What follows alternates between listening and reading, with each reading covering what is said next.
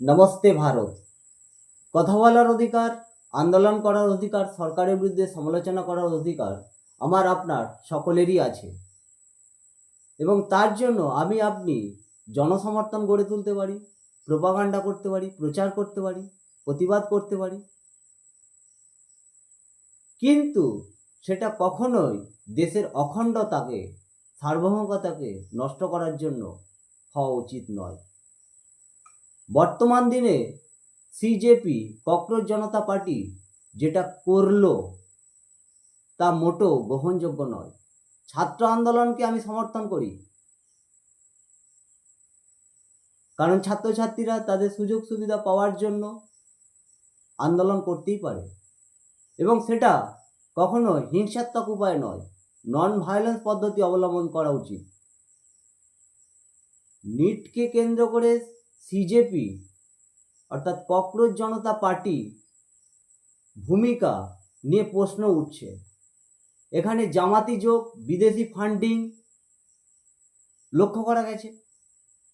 একটা 4 মাসের অন্তঃসত্ত্বা মহিলা পুলিশকে তারা পেটে লাথি মারছে। কিসের জন্য ভাই? কারণ NEET, national eligibility cum entrance test, অর্থাৎ মেডিকেল কোর্সে ভর্তির জন্য পরীক্ষা ব্যবস্থা, এটার জন্য আপনারা অনশনে বসেছেন, আন্দোলন করছেন।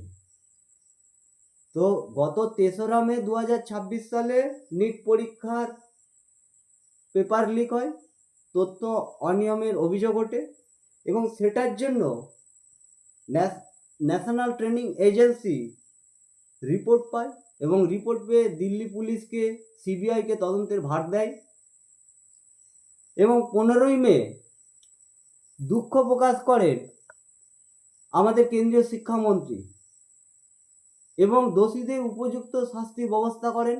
13 জনকে সাসপেন্ড করেন এবং 21শে জুন পুনরায় নিট পরীক্ষার ব্যবস্থা করেন।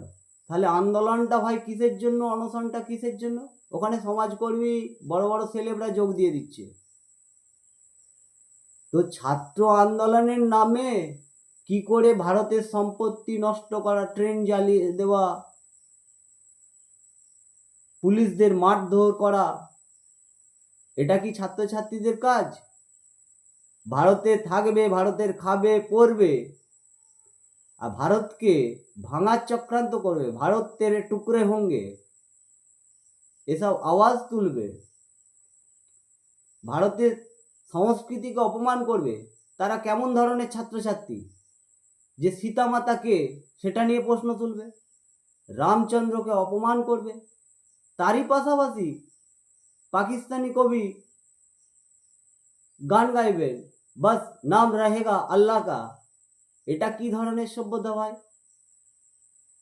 তুমি ধর্মনিরপেক্ষ কথা বললে এক ধর্মকে অপমান করছো কেন?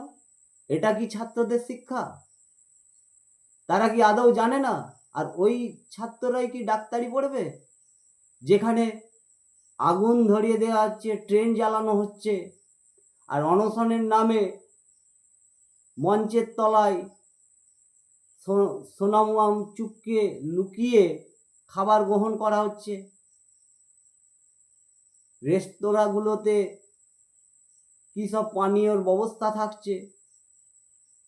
এটা কি ধরনের ছাত্র আন্দোলন? অহিংস পদ্ধতিতে আন্দোলন অবশ্যই সমর্থনযোগ্য, কিন্তু দেশের অখণ্ডতাকে নষ্ট করবে, সার্বভৌমত্বকে নষ্ট করবে, সেটা কখনোই ছাত্র আন্দোলন বলা যায় না। এটা নেপাল নয়, এটা পাকিস্তান নয়, এটা বাংলাদেশ নয়, শ্রীলঙ্কা নয়, এটা ভারতবর্ষ। একটা যুক্তরাষ্ট্রীয় কাঠামোর মধ্যে, নিয়ম শৃঙ্খলার মধ্য দিয়ে ভারতবর্ষ পরিচালিত হয়। ভারতের যথেষ্ট নিয়ম কানুন আছে এবং গণতান্ত্রিক পদ্ধতিতেই সেই সমস্ত কাজগুলো পরিচালনা হয়। বিজেপি সরকার ক্ষমতা লোভী নয় বলেই দেশের স্বার্থে যাতে ডিপ স্টেটের ধারণাটা প্রাধান্য না পায়, জঙ্গিরা মদত না পায়, তাই জন্যই কেন্দ্রীয় মন্ত্রী উনি পদত্যাগ করেছেন। ধর্মেন্দ্র প্রধানজিকে আমি সাধুবাদ জানাবো এই কারণেই, ওনার মধ্যে এতটুকু লোভ নেই, কারণ তিনি দীর্ঘদিন ধরে ভারতের জাতীয় শিক্ষানীতিকে সঠিক রূপদানের জন্য অক্লান্ত পরিশ্রম করে এসেছেন। তিনি স্বইচ্ছায় পদত্যাগ করেছেন, ওনাকে সাধুবাদ।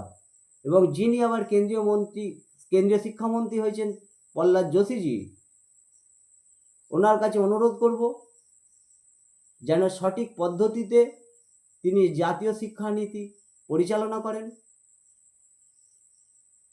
এবং ভারত সরকারের কাছে আবেদন করব, সেটা দিল্লির যন্তর মন্তরই হোক আর কলকাতার ধর্মতলা ডরিনা ক্রসিং রোডই হোক, সেখানে কোনো জঙ্গি শেকু মাকুদের জঙ্গিপনা, ছাত্র আন্দোলনের নাম করে জঙ্গিপনা কার্যকলাপ চলবে না।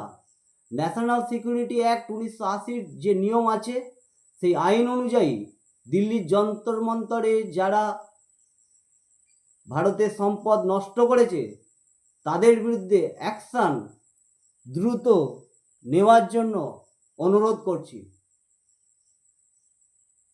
কারণ ভারতবর্ষ পবিত্র মাটি, পবিত্র দেশ, পৃথিবীর মহান দেশ, এখানে জঙ্গিপনা কার্যকলাপ মোটেও বরদাস্ত নয়। আর সিজেপির প্রধান দীপক দুবে বলছেন দুনিয়া ঝুঁকেগা, দুনিয়া ঝুঁকতা হ্যায়, ঝুঁকানে ওয়ালা চাইয়ে। তো আপনি তো মশাই 2003 থেকে 2006 সালে আম আদমি পার্টির হয়ে বিভিন্ন ধরনের অনৈতিক কাজকর্মের সঙ্গে জড়িত ছিলেন। হবে নাকি একবার বিচার আপনার? আপনি ছাত্রদের ভুল পথে পরিচালনা করছেন। ছাত্ররা, এখনো বলছি, ছাত্ররা তাদের বিভিন্ন ধরনের সুযোগ সুবিধা অবশ্যই চাইতে পারে, কারণ এটা প্রতিটা ব্যক্তির নাগরিকের অধিকার, সে বিষয়ে কোনো কম্প্রোমাইজ করা চলবে না। কিন্তু ছাত্র আন্দোলনের নাম করে জঙ্গিপনা, এটা বরদাস্ত করা যাবে না। এটা রামের দেশ, সর্বধর্ম সমন্বয়ে আমরা ভারতবর্ষকে এক উন্নততম সমাজ ব্যবস্থা গঠনের জন্য ভারতের নাগরিক বৃন্দের কাছে আবেদন রাখছি, আপনারা সজাগ থাকুন, সতর্ক থাকুন, এই সমস্ত মিথ্যাচারীদের প্ররোচনায় পা দেবেন না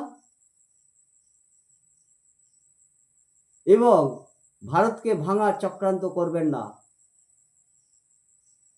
জয় হিন্দ, ভারত মাতা কি জয়। প্রণাম, নমস্তে ভারত।